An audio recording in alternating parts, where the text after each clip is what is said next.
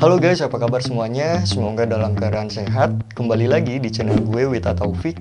Gue ingin berbagi tentang apa yang gue baca, gue lihat, dan gue alami. Bisa tentang social life, relationship, dan sudut pandang kehidupan dari persepsi gue sendiri. Jadi ceritanya gini, gue tuh dapat pesan dari seseorang yang mungkin sampai sekarang itu belum pernah ketemu, hanya ketemu di WhatsApp. Dan pesannya seperti ini.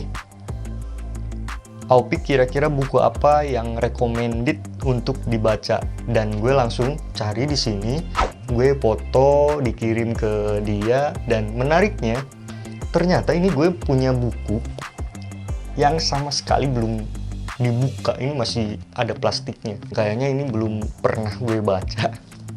Dan sekarang gue mau langsung unboxing ini. Ini bukunya menarik banget. Sebenarnya gue beli buku ini barengan sama, kalau nggak salah sama buku Oren ini nih, sebuah seni untuk bersikap bodoh amat. Dan gue beli dua sama buku yang berjudul Bicara Itu Ada Seninya, karya Oh Soo Hyang. Gue juga belum baca sih buku itu karena dikasihin ke temen, sama buku ini juga dikasihin ke temen buat hadiah ulang tahun dia gitu. Dan gue juga sepaket beli sama ini, tapi ini belum dibuka sama sekali. Kalau buku Oren ini, buku ini gue ya udah baca sih, dan entah kenapa akhir-akhir ini juga gue itu lagi seneng sama buku-buku yang berbau self improvement gitu, termasuk buku ini. Ayo kita langsung unboxing dan nanti kita bakalan review bareng-bareng. Oke, kita langsung unboxing. Kita bakalan akan buka bukunya.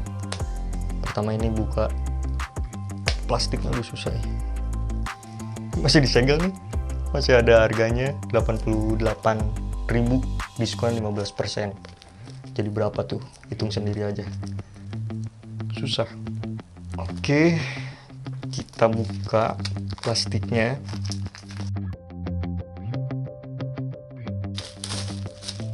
Lumayan tebal juga sih. Totalnya kurang lebih 260 halaman. Ini menarik banget. Simple, dari covernya juga simple banget. Seni hidup minimalis, nggak ada banyak warna gitu, hanya warna kuning. Dan belakangnya juga ini ada deskripsi. Sini ada pengantarnya. Unik, lucu, enak dipandang. Cuman ada tulisan warna oranye gitu, seni hidup minimalis. Ya memang minimalis sih, bukunya minimalis juga. Oke, mungkin gue baca dulu beberapa halaman, nanti kita review bareng-bareng.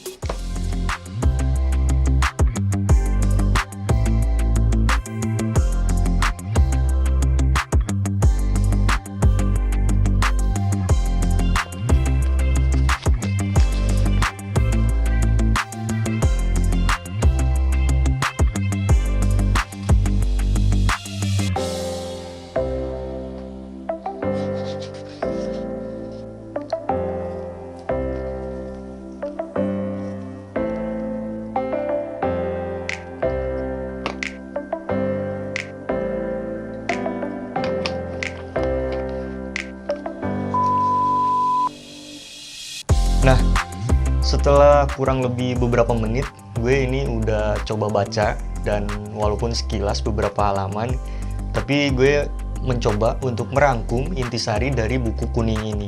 Francine Jay sebagai penulis ini dikenal sebagai Miss Minimalism yang mempunyai konsep hidup minimalis, yaitu bagaimana meminimalisir barang yang ada di rumah kita.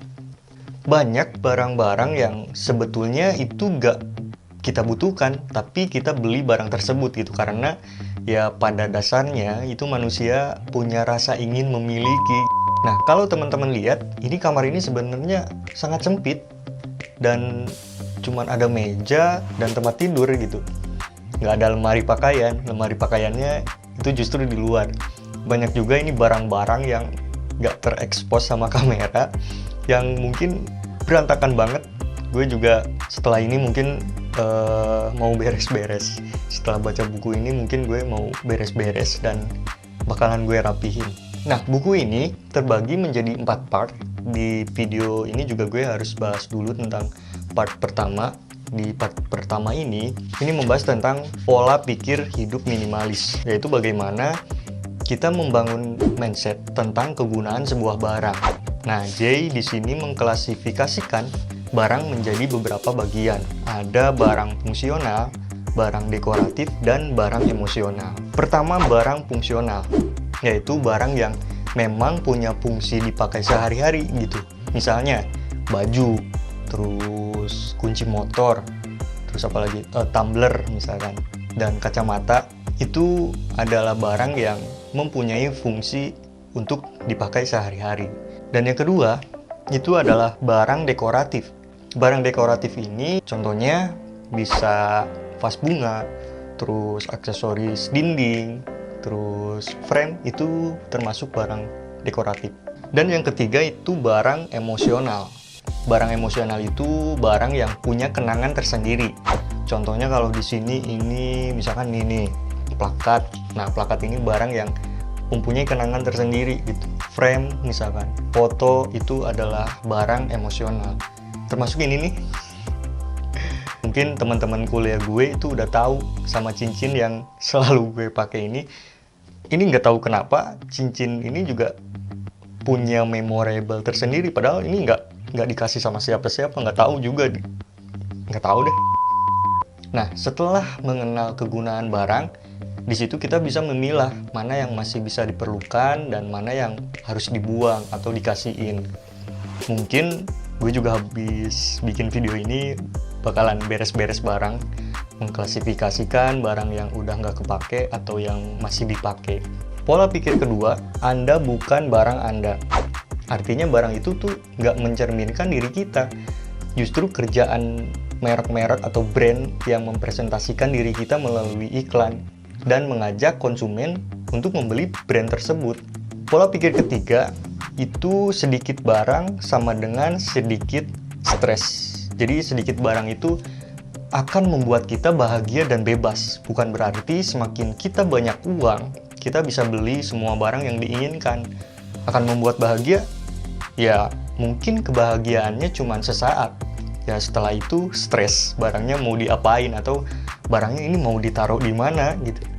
Pola pikir berikutnya, berpikir 2 kali ketika ingin membeli. Jangan asal nyomot karena ya hanya sebuah hasrat gitu ingin membeli tanpa kita tuh berpikir dulu, ini kira-kira barang ini kepake atau enggak. Gue termasuk orang yang kalau belanja itu jadi nggak mikir gitu. Apalagi ini tentang aksesoris, kalau gue suka ya gue beli gitu. Dan itu kayaknya harus dikurangi deh. Dan pola pikir yang ketiga, ini yang paling gue suka nih, menyukai tanpa memiliki. Ini adalah mindset yang pasti sulit sih diterapin. Mencintai tanpa memiliki juga kan susah kalau diterapin. Misalnya nih, kita punya hobi membaca, itu pasti nggak akan melulu kita harus beli buku dan kita baca gitu. Ada saatnya juga kita pergi ke perpustakaan. Yang hobi nonton misalkan, ya kita bisa sesekali menonton di bioskop, nggak harus membeli kaset DVD-nya atau sekalian membeli bioskopnya gitu. Dan yang demen ngopi juga kan kita bisa sesekali ke kedai kopi ketimbang kita harus beli mesin kopinya atau kita sewa langsung baristanya dibawa ke rumah. Itu menyukai bukan berarti kita harus memilikinya. Terakhir adalah pola pikir sederhana. Di sini gue merenung dan mencoba tafakur berapa duit yang udah pernah gue keluarin gitu hanya untuk membeli barang-barang yang sebetulnya nggak berfaedah.